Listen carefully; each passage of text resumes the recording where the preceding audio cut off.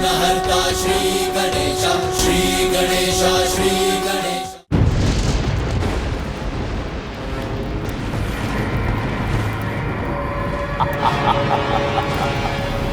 सर्वशक्तिमान गजासुर बन गया हूं मैं, अमर।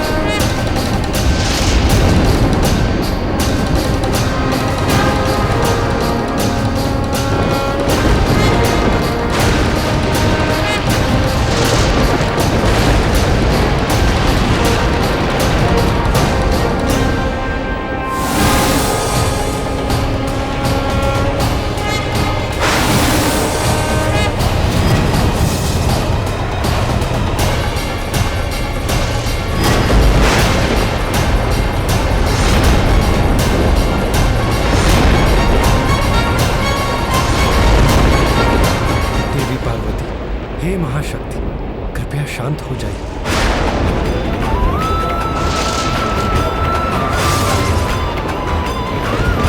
देवेश्री, त्याग दीजिए अपने क्रोध को। आपका ये उग्र रूप नहीं सह सकेगा ये संसार। घोर विनाश होगा, निर्दोषों के प्राण जाएंगे। सृष्टि के इस विनाश को बचा लीजिए। देवेश्वरी, इतनी कठोर तपस्या के पश्चात आपको संतान प्राप्ति का वरदान प्राप्त हुआ है। अपने जीवन की इस नवीन और शुभ यात्रा का प्रारंभ क्रोध और विनाश के आधार पर मत कीजिए देवी। धीरज रखिए देवी, वचन देता हूँ भोलेनाथ को अवश्य ही लौटा कर लाऊं। देवी पार्वती, जगत के पालनहार श्री हरि अपना वचन अवश्य पूर्ण करेंगे। आपको शीघ्र ही भोलेनाथ का सानिध्य प्राप्त होगा। सुखद मिलन समीप है। कृपया अपने क्रोध को त्याग दीजिए देवी।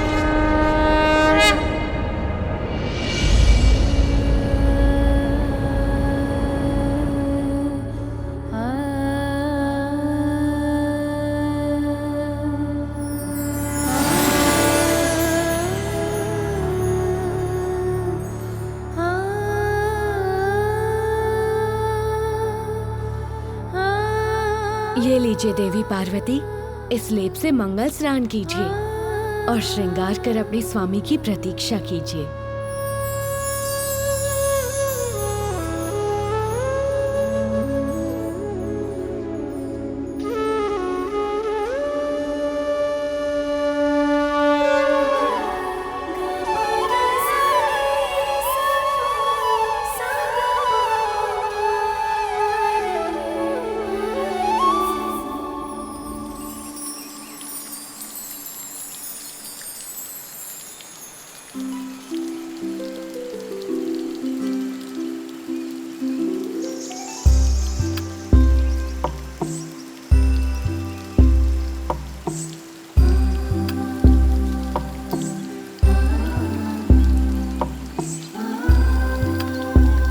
पार्वती, लाओ हम तुम्हारी सहायता करते हैं।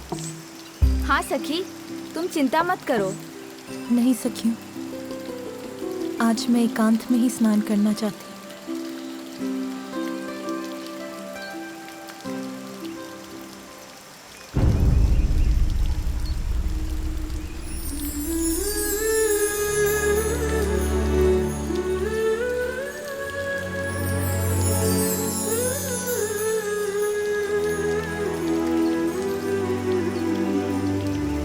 जब तक पुत्र कार्तिकेय अपने कर्तव्य को निभाकर लौट नहीं आता, आपको एक और पुत्र का सुख प्राप्त होगा।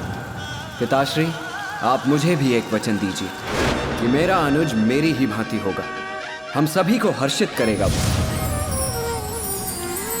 कल्पना में माता के छवि है एक प्यारी, रचने लगी उंगलियां छवि विचित्र मनोहारी, भावना के रंगों से उसको संवारे, ममता के हृदय से माँ उसको पुकारे, माता के मन को क्यों मुखाकृति तो है किंतु नेत्र नहीं। नेत्रों के बिना मेरे मुख पर तुम्हारे लिए मेरे स्नेह को कैसे देख सकोगे? ओ झलक दिखा करके तू क्यों छुप जाता? और मुख के बिना तुम हंसोगे कैसे? जो स्वादिष्ट पकवान मैं पकाऊंगी उसे खाओगे कैसे? अरे मैं तो तुमसे प्रश्न ही किए जा रही, किंतु भूल ही गई कि कान नहीं होंगे तो तुम मेरा स्वर कैसे सुन पाओगे?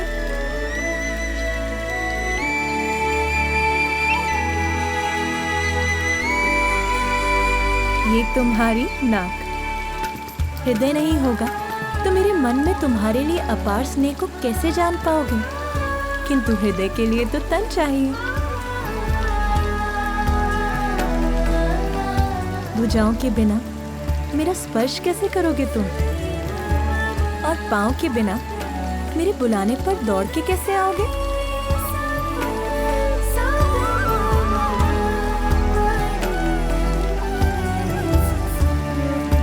अब ये तो बताओ कि मुझे माँ कहकर कब पुकारोगे पुत्र?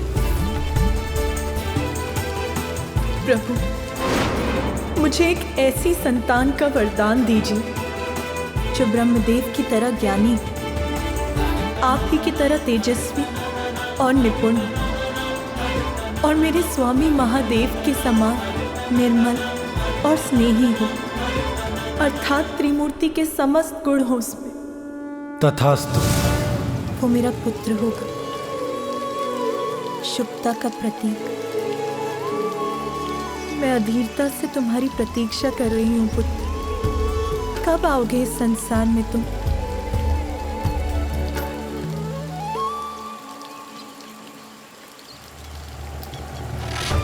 अपनी संपूर्ण शक्ति से मैं तुम्हें आशीष देती हूँ पुत्र।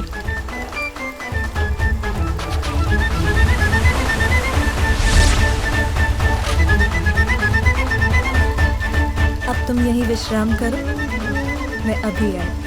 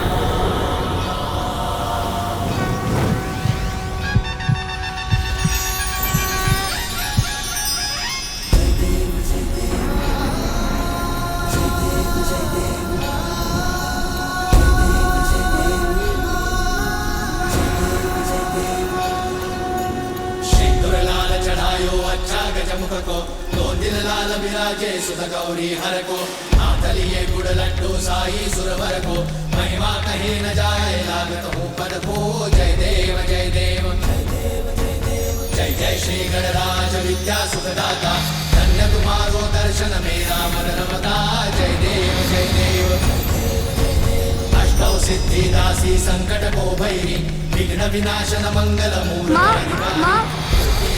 प्रकाश ऐसी छवि तेरी गंडस्थल मद मस्तक झूले शशि बिहारी जय देव जय देव।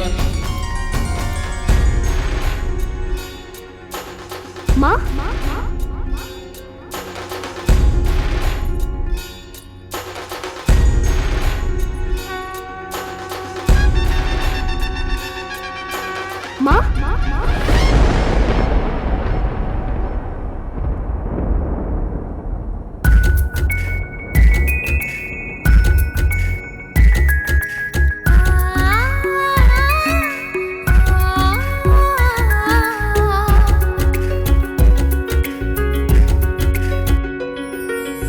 मीठे मीठे है वचन और चित्त चोर है छवि, मुख शशि समान है, ललाट पे बसे रवि। खोल दो ये अरुणाधर, चलो के तोड़ दो ये मोह। वत्स ये बताओ मुझको तुम हो कौन, तुम हो कौन। वत्स ये बताओ मुझको तुम हो कौन, तुम हो कौन।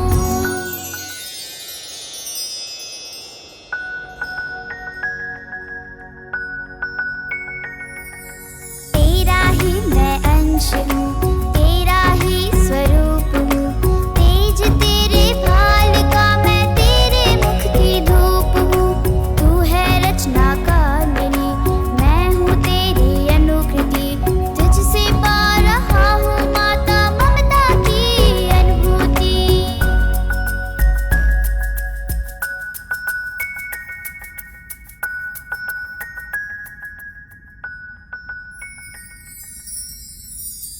माँ, मैं आपकी सेवा करने, आपको सुख देने आया हूँ।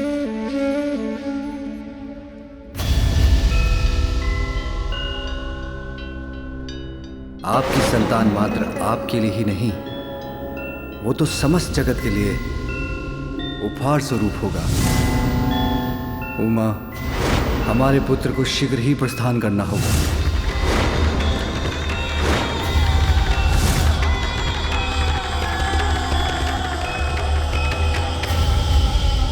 क्या हुआ माँ? आपके मुख पर ये चिंता कैसी? मुझे बताइए माँ, अपनी चिंता का कारण। इस संसार में मैं आपकी सभी चिंताओं को हरने ही तो आया हूँ।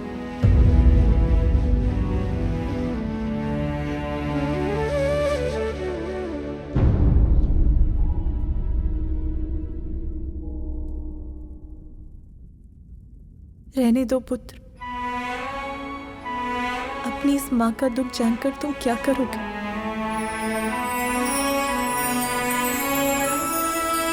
माँ, मुझे बताइए माँ, मैं आपके सभी दुख मिटा दूंगा। पुत्र, मुझे तो एक ही दुख है। मैं जिन पर भी अपना स्नेह न्यौछावर करती हूँ, वो सभी मुझे छोड़कर चले जाते हैं। स्वामी कहाँ हैं? माता, प्रभु तो ये रहे।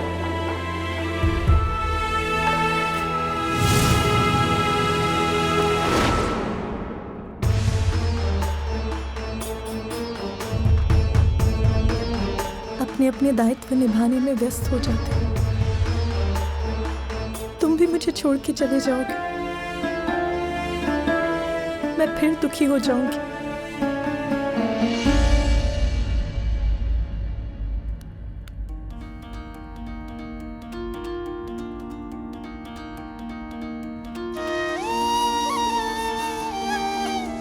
माँ, मैं आपको छोड़कर कभी कहीं नहीं जाऊंगा, सदा आपके साथ ही रहूंगा।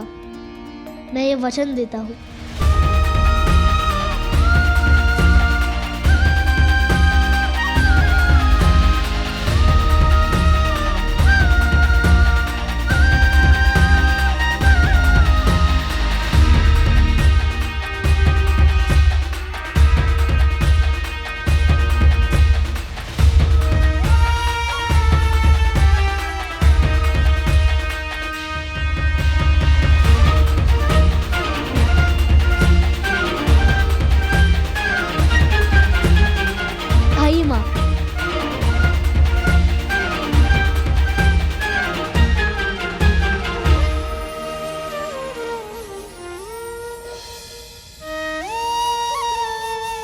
मेरी माँ का आंचल ही मेरा संपूर्ण संसार है।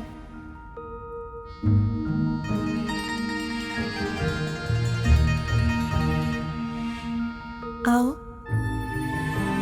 मेरी आंचल की छांव में समा जाओ। आओ।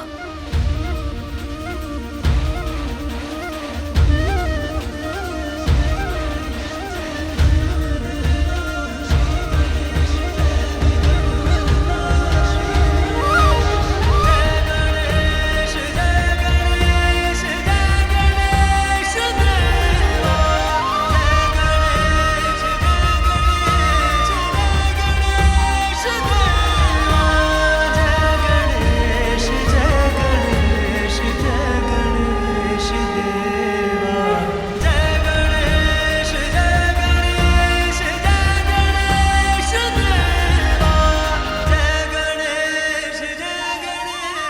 मुझे अपने मातृत्व की पूर्णता का सुखद आभास हो रहा है। आप तो भोलेनाथ के स्वभाव से परिचित है ना देवी पार्वती। उन्होंने अपने भक्त गजासुर को सदैव उसके उदर में स्थित रहने का वरदान दिया है। स्वामी, किंतु स्वामी, आपके बिना मेरे सुख की गागर कैसे भर सकती है? आपके बिना तो मैं अधूरी। फिर मेरा सुख कैसे पूर्ण हो सकता है? आप कहाँ हैं स्वामी?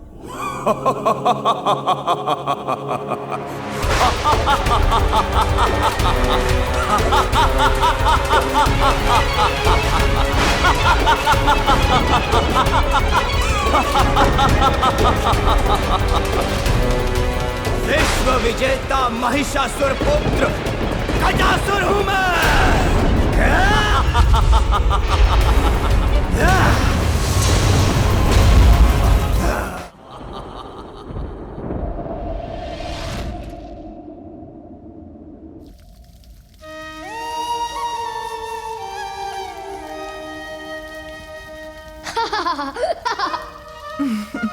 तुम ये क्या कर रहे हो पुत्र?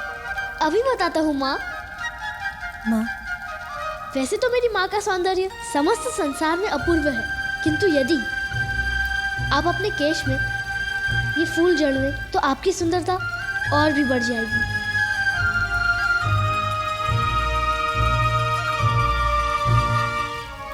तुम्हारा ये प्रेम भरा आग्रह मैं कैसे अस्वीकार कर सकती हूँ पुत्र? ये क्या कर रहे हो पुत्र? मैं क्या कर रहा हूँ माता?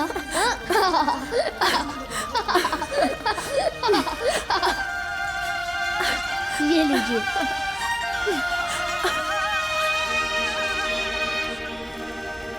बाल विनायक पुत्र का अर्थ बताने आया, विघ्न के बादल माँ के मन से मिटाने आया। आज्ञाकारी माता का बस माँ को जाने, माता की आज्ञा। आओ पुत्र, मैं तुम्हें भोजन कराती हूँ। माँ, तनिक रुकिए माँ। क्यों? अब क्या हुआ पुत्र? आप अपनी पायल पहने बिना बाहर नहीं जा सकती। मैंने आपके लिए ये पायल चुनी है। कहाँ? यहाँ। लाओ पुत्र, मुझे दो, मैं पहन लेती हूँ। नहीं माँ, आप अनुमति दें तो मैं अपने हाथों से पहना दूँ। आपके चरण स्पर्श से मुझे आपका आशीष भी प्राप्त हो जाएगा।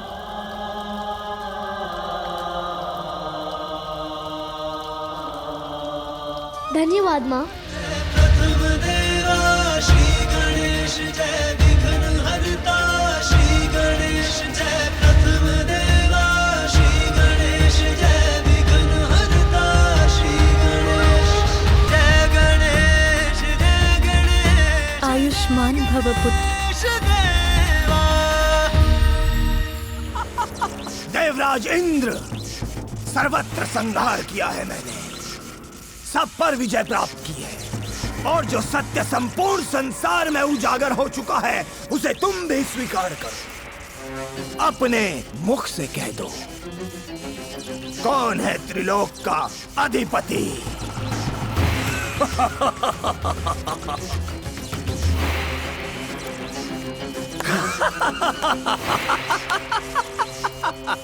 लज्जावश शब्द नहीं निकल रहे हैं मुख से।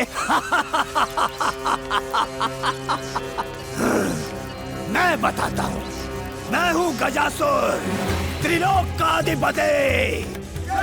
महाराज गजासुर की, महाराज गजासुर की, महाराज गजासुर की, महाराज गजासुर की, महाराज गजासुर की। सावधान गजासुर, सावधान। अवश्य तुमने हम देवताओं को परास्त किया है, अवश्य तुमने हमें बंधक बनाया, किंतु त्रिदेव के समक्ष तुम्हारी शक्ति केवल एक नन्हे बालक के समान है। बालक? रस्सी जल गई किंतु बल नहीं गया।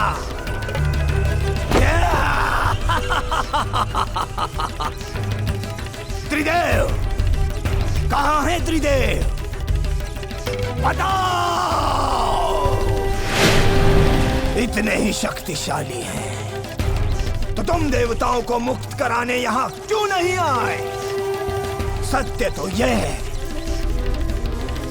कि सृष्टिकर्ता ब्रह्मदेव, उनकी आयु को ध्यान में रखकर मैं उन्हें उनका कार्य करने दे रहा हूं। किंतु वो दूसरा त्रिलोकी, वो कपटी विष्णु एक बार मेरे हाथ आ जाए तो मैं उसे मसल कर रख दूंगा, मसल कर रख दूंगा, ऐसे ऐसे ऐसे। और शेष बचे महादेव, उन्हें लेकर तो सभी व्यथित हैं। कोई नहीं जानता वो कहाँ है।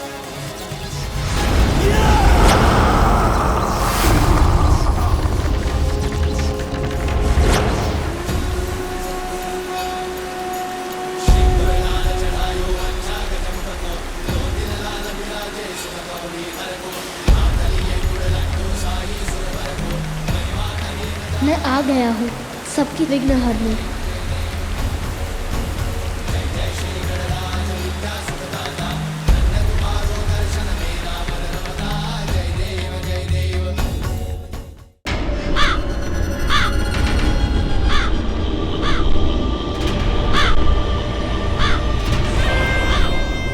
काग, तुम कैलाश तक नहीं जा सकते, मुझे वहां चलकर ही जाना होगा।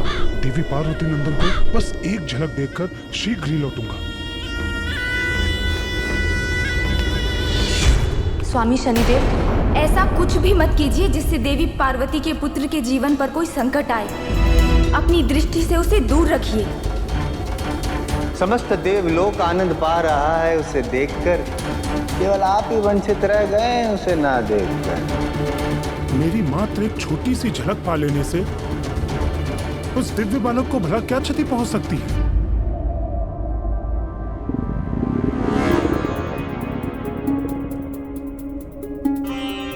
क्या हुआ पुत्र?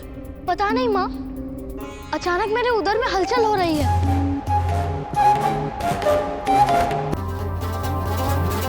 आपको तो भूख लगी है पुत्र। आपके जन्म से इतनी आनंदित हो गई कि आपको भोजन देना ही भूल गए।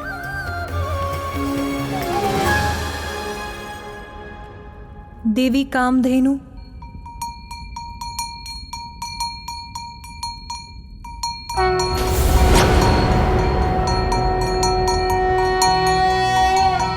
शुभदाये प्रसन्नाये गोप्रदाये नमो नमः। सभी देवियों को मेरा प्रणाम। कीर्तिदाये धर्मदाये नमो नमः। महादेव, आज हमारा पुत्र अपना प्रथम आहार पाने जा रहा है। आप कहाँ हैं स्वामी? मैं आपकी पीड़ा समझती हूँ देवी पार्वती। मैं भी यही मना रही हूँ कि मेरे स्वामी महादेव को शीघ्र ही लौटा लाएं।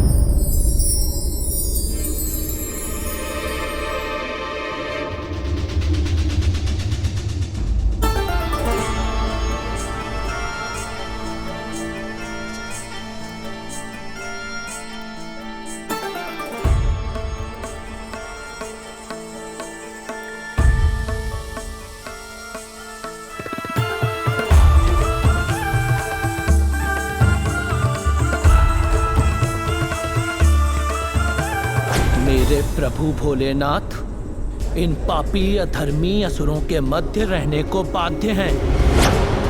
इसका दंड अवश्य दूंगा मैं इस गजासुर को। अपना क्रोध त्याग दो नंदी और इससे युद्ध के विचार को भूल जाओ, क्योंकि जो कार्य एक तिनके से संभव उसके लिए खड़क उठाने की क्या आवश्यकता है।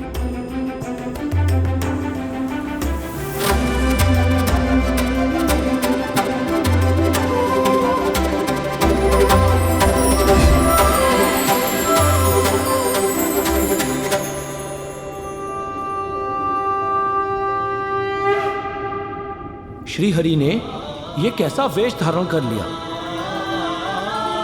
कैसा दिख रहा हो नंदी में? प्रभु, मैं भोले बाबा का गण आपकी माया कैसे समझूं? मुझे तो बस इतना ज्ञात है कि आप कुछ भी कर सकते हैं। जगत हित के लिए आप कोई भी रूप धारण कर सकते हैं प्रभु। जगत हित के लिए आज तुम्हें भी गाना होगा नंदी। आशा करता हूं कि तुम्हारा कंठ उतना ही मधुर है जितना कि तुम्हारा क्रोध। भोले बाबा के लिए मैं कुछ भी करने के लिए तैयार हूं, कुछ भी।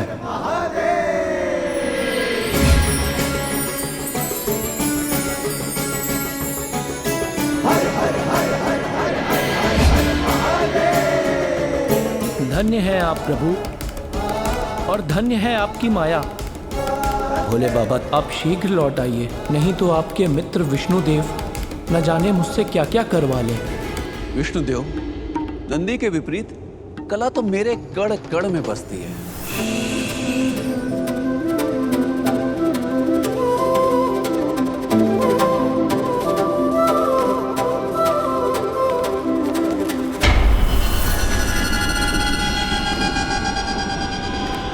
प्रणाम देवी कामधेनु। आप तो सभी गौ की दिव्य माता हैं, जीवन की निरंतरता और समृद्धि की प्रतीक हैं। अपने पवित्र दुग्ध से मुझे अपने पुत्र की भूख मिटाने की अनुमति दीजिए। माता, आपने शुभ कार्य के लिए मेरा आवाहन करके मुझे कृतार्थ कर दिया।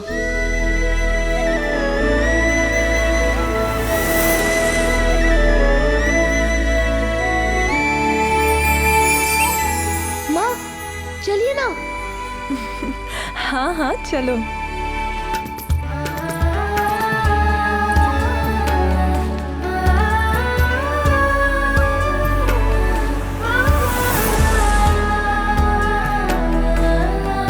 माता, आज मेरा दुग्ध आपके दिव्य पुत्र का आहार बनेगा। मैं धन्य हो गई। भविष्य में जब भी आपको मेरी आवश्यकता हो, आप निसंकोच मेरा स्मरण कर लीजिएगा। अब मुझे आज्ञा दे माता।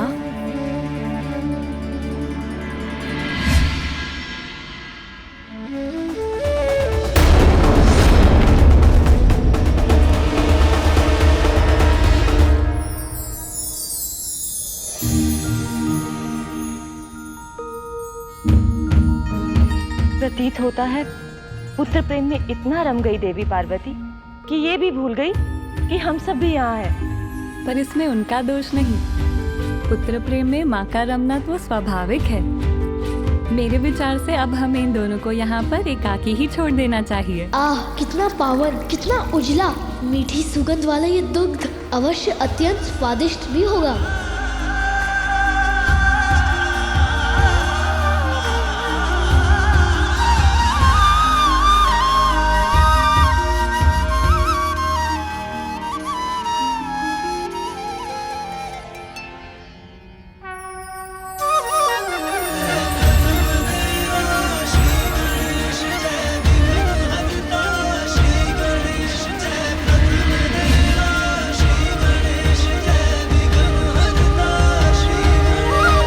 दुग्ध आपको आपके पिता के समान शक्तिशाली बना देगा पुत्र। सच माँ? तो और पिलाइए ना।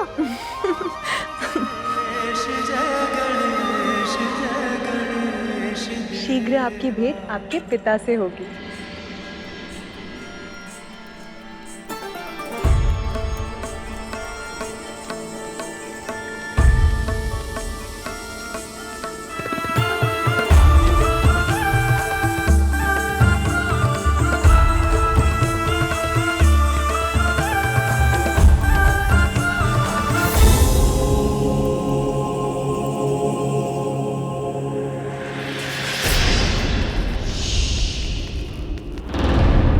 उत्तम, अति उत्तम। तुम्हारा नृत्य अत्यधिक मनमोहक है सुंदरी। त्रिलोकी विजेता गजासुर तुम्हारे नृत्य से अत्यधिक प्रसन्न हुए।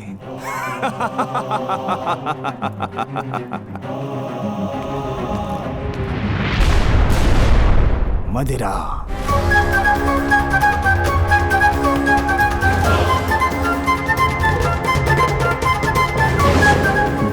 असुर शीघ्र मुक्त होंगे मेरे भोले बाबा तुम्हारे उदर से।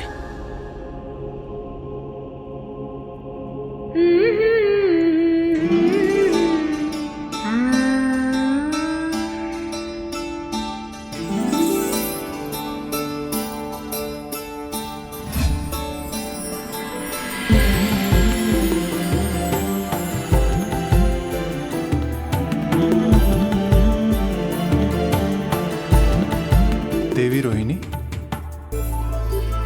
स्वामी आप मेरा अपने पति चंद्र का तिरस्कार कर रही हैं। तिरस्कार? मैं आपका ध्यान अपनी ओर आकृष्ट करने का प्रयास कर रहा हूं, किंतु आप हैं कि इस गीत में खोई हुई हैं।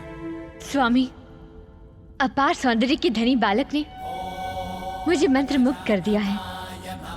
आप ही के समान अनुपम तेज से दमकता हुआ उसका मुखमंडल, आसमान में चमकती हुई सितारों की तरह उसके नेत्र, उसकी सम्मोहित करने वाली मधुर मुस्कान, उसकी वाक्पटुता, उसकी कुशाग्र बुद्धि, सब अत्यंत मनमोहक है स्वामी।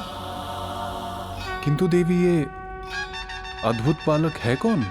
देवी पार्वती का पुत्र है स्वामी। आनंदित कर दिया है उसने हम देवियों को। ऐसा ही मनभावन मनोहर है वो। प्रतीत होता है स्वामी कि आयु में वृद्धि के साथ वो आपसे भी अधिक रूपवान और आकर्षक हो जाएगा। सभी देवताओं में सबसे सुंदर माना जाता हूं मैं, किंतु एक बालक मुझसे भी अधिक सुंदर और मनोहर। आश्चर्य है।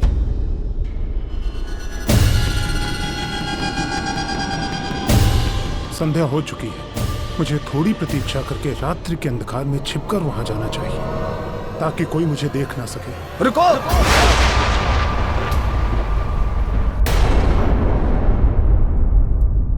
तुम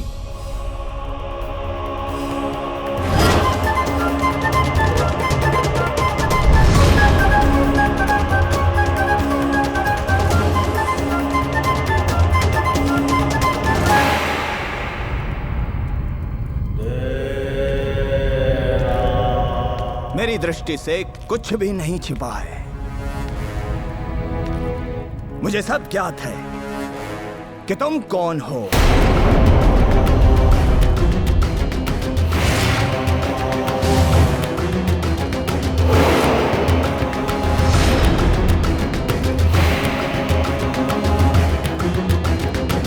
अवश्य तुम ही हो हमारा विशेष मनोरंजन। तो विलंब क्यों? प्रारंभ करो।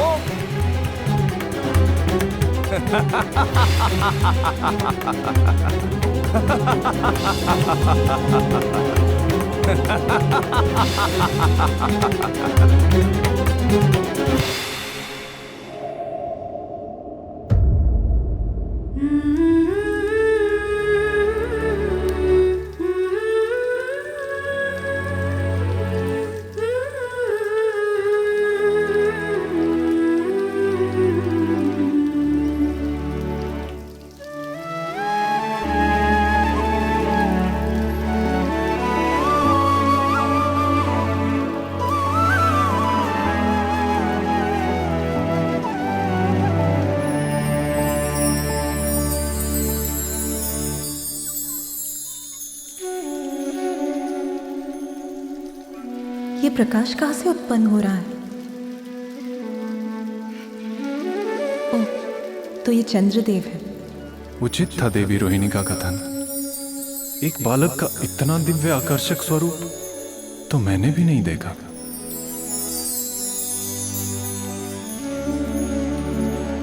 चंद्रदेव, अपने प्रकाश को कम कीजिए, सोने दीजिए इसे।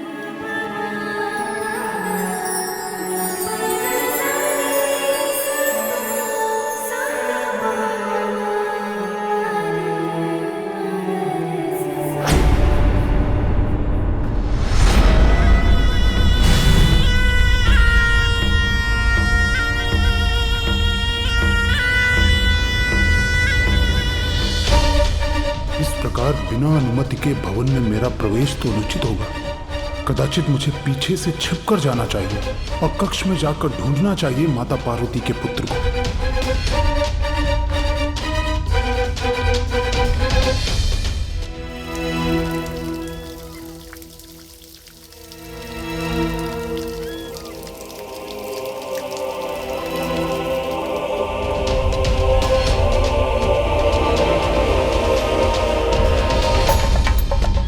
भला हो चंद्रदेव का, जिनका प्रकाश उसे ढूंढने में मेरा सहायक बनेगा।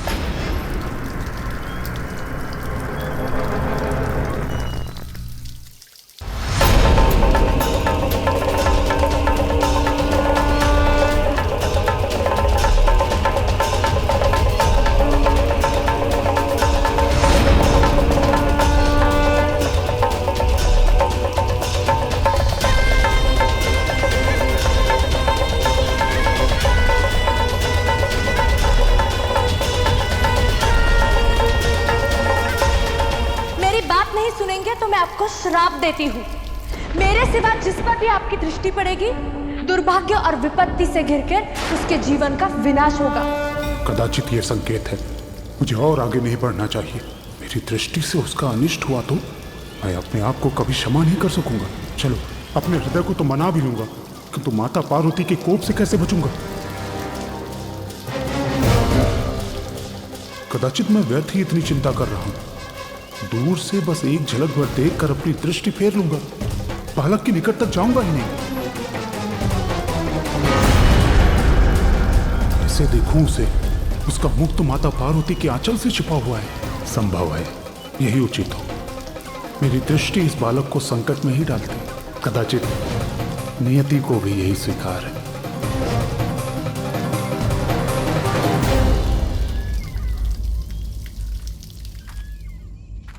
शनिदेव, चंद्रदेव, कहाँ जा रहे हैं आप?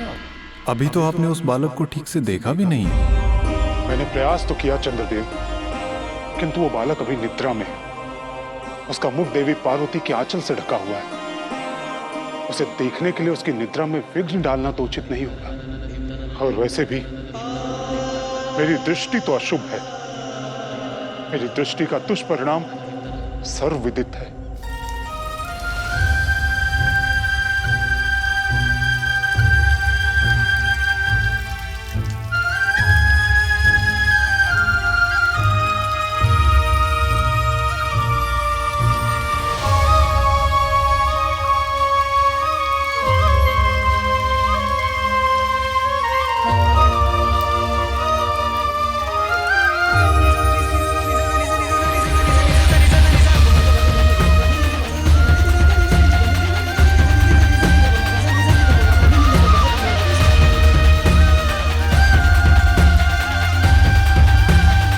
शनिदेव, अब वो निद्रा से जागृत हो चुका है। जलाशय के जल से क्रीड़ा कर रहा है।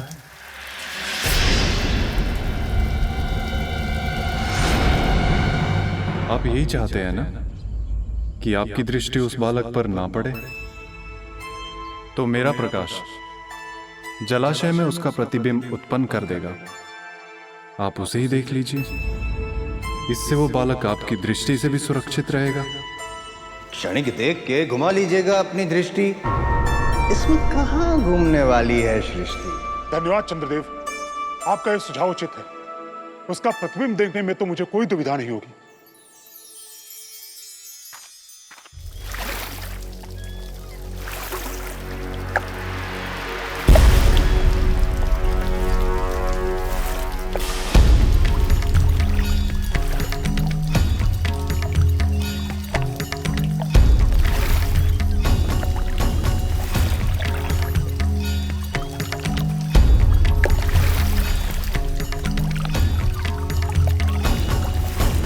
ये जल शांत और स्थिर होगा, तब तो इस बालक का स्पष्ट प्रतिबिंब देख सकूंगा मैं।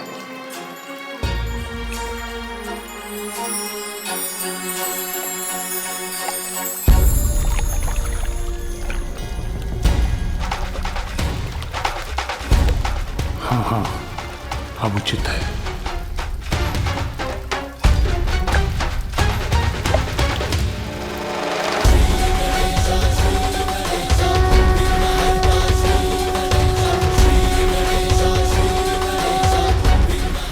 सृष्टि ने सत्य कहा था।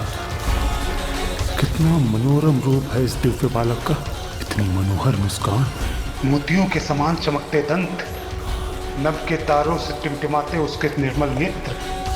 अनुपम, अलौकिक है ये बालक।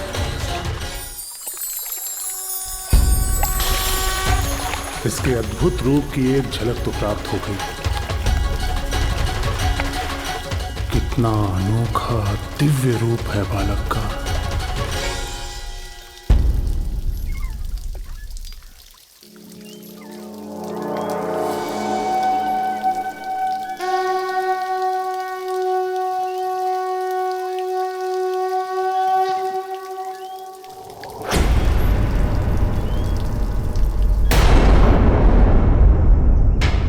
एक झलक देखकर तो तृप्ति ही नहीं मिली। हृदय तो तभी तृप्त होगा जब पूर्ण रूप से देखूंगा मैं इस बालक को।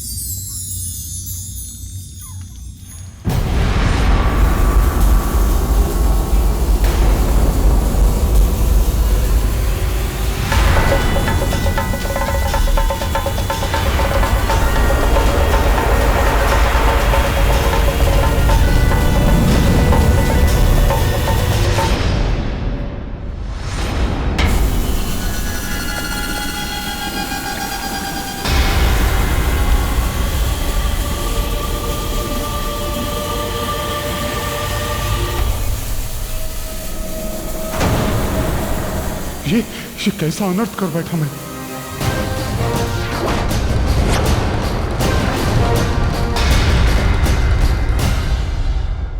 विघ्नहर्ता श्री गणेश के अद्भुत शक्तियों से भरे वीडियोस देखने के लिए चैनल को सब्सक्राइब करना न भूलें और साथ ही बेल आइकॉन भी दबाएं।